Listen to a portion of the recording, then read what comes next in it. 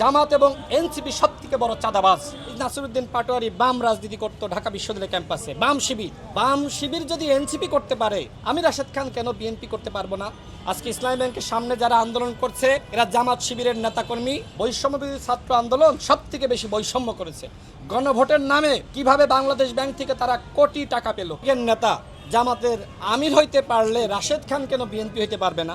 যারা এনসিপি নেতৃবৃন্দ দেখেন, সবাই তো নব্য নেতা, বিভিন্ন দলের ছিল। এই নাসিরউদ্দিন পাটোয়ারি বাম রাজনীতি করতো ঢাকা বিশ্ববিদ্যালয় ক্যাম্পাসে, বাম শিবির যদি এনসিপি করতে পারে, আমরা তো 2022 সাল থেকে বিএনপির সাথে ছিলাম, যুগপৎ আন্দোলনে ছিলাম, আমি রাশেদ খান কেন বিএনপি করতে পারবো না?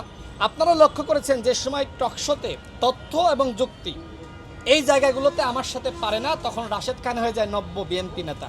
আর আমি যদি তাদের পক্ষে বলতাম, তাহলে আমি হইতাম ওই রুমিন ফারহানা আপার মতন গণশত্রু থেকে গণবন্ধু।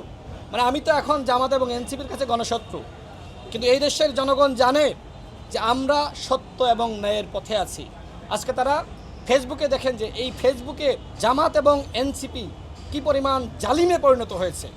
তারা মজলুম সাজার চেষ্টা করে, বিভিন্ন জায়গায় বক্তব্য দিয়ে যে আমরা এই করছি, সেই করছি, দান করছি, খয়রাত করছি। দেখেন, এই জামাত ইসলাম দানের নামে মূলত মানুষকে বিভ্রান্ত করছে। তারা ভোটের সময় কাঁচা টাকা দিয়ে ভোট কিনেছে। উন্নয়ন প্রকল্পগুলো হাসনাত আবদুল্লাহ এবং কেন আসিফদের এলাকায় গেল, আমাদের এলাকায়, আমাদের উপজেলায় কেন গেল না? বৈষম্যবিরোধী ছাত্র আন্দোলন সব থেকে বেশি বৈষম্য করেছে। গণভোটের নামে কিভাবে বাংলাদেশ ব্যাংক থেকে তারা কোটি টাকা পেল, কিভাবে পেল, এগুলো যদি আপনি তদন্ত করেন, তাহলে অনেকে বিড়াল বের হয়ে আসবে।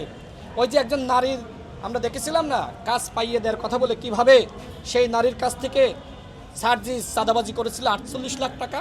হান্নান মাসুদ কিভাবে চাঁদাবাজদেরকে থানা থেকে ছাড়িয়ে এনেছিল। এখন জামাত যে চক্রান্ত শুরু করেছে, ইসলামী ব্যাংক মানে জামাতের ব্যাংক, অথচ জামাতের সেক্রেটারি জেনারেল নিজেই বলেছে ইসলামী ব্যাংকের সাথে আমাদের ন্যূনতম সম্পর্ক নাই। আজকে ইসলামী ব্যাংকের সামনে যারা আন্দোলন করছে, এরা জামাত শিবিরের নেতাকর্মী। এবং ইতিমধ্যে সামাজিক যোগাযোগ মাধ্যমে আমরা সেই ভিডিও দেখেছি। ভাওতাবাজি, প্রতারণার রাজনীতি তারা করছে। ইসলামী ব্যাংককে এই জামাত শিবিরের হাত থেকে রক্ষা করতে হবে। অন্তর্বর্তীকালীন সরকার তো 5 বছর ক্ষমতায় থাকতে চেয়েছিল, ওই সময় কেন জামাত ইসলাম প্রতিবাদ করে নাই? এখন এসে প্রতিবাদ করছে। আওয়ামী লীগের সময় কোথায় ছিলেন? সেই সময় কেন প্রতিবাদ করেন নাই? এখন বিএনপি চেষ্টা করছে এই ব্যাংকগুলোকে কিভাবে সুন্দরভাবে পরিচালনা করা যায়। জামাত ইসলাম এমন দল যে ভিক্ষুক জামাত ইসলাম করে কিনা সেটা দেখে ভিক্ষা দেয়। এই জামাত এবং এনসিপি মিলে, জামাত এবং এনসিপি যে 77টি আসন পেয়েছে, এগুলো উন্নয়ন প্রকল্পের টাকায় এই আসনগুলো তারা কিনেছে। উন্নয়ন প্রকল্পের টাকা না দিলে তারা এই আসনগুলো, এত আসন পাওয়ার সুযোগ ছিল না। রূপায়ণ কার্যালয়ের ভাড়া কই থেকে আসে?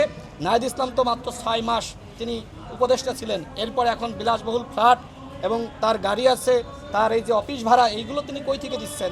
অবশ্যই এই মুহূর্তে জামাত এবং এনসিপি সব থেকে বড় চাঁদাবাজ, এবং তারা মানুষকে বিভ্রান্ত করে চাঁদাবাজি করে। বিএনপি যে সকল চাঁদাবাজদেরকে বহিষ্কার করেছে, এই সকল চাঁদাবাজদেরকে এনসিপি পুনর্বাসন করেছে। ইশাক সরকার তার প্রমাণ।